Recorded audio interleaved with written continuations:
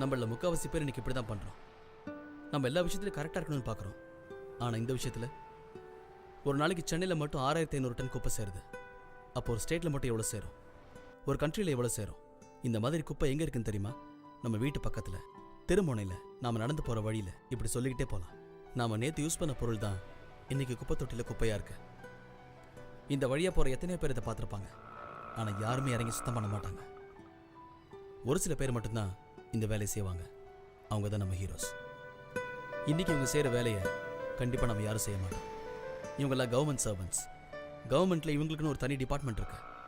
இவங்களோட வேலையை ஒவ்வொரு தெருவையும் சுத்தப்படுத்தி தூய்மையாக்கணும். அந்த வேலையை தான் இவங்க செய்கிறாங்க. நம்ம இந்தியாவில் மட்டும் 120 கோடி பேருக்கு மேலே இருக்கும். இதில் முக்கால்வாசி இளைஞர்களுக்கு நல்ல வேலைக்கு போகணுங்கிற ஆசை இருக்கும்.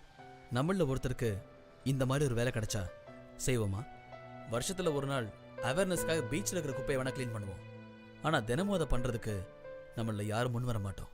நம்மள மாதிரி இவங்களும் யோசிச்சா நம்ம நாடு வெறும் குப்பை மேடாக தான் இருக்கும்.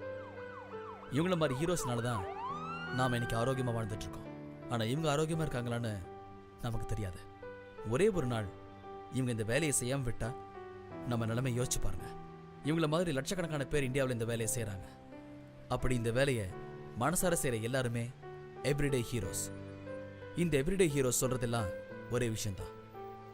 தயவு செஞ்சு குப்பையை குப்பை தொட்டியில் போடுங்க.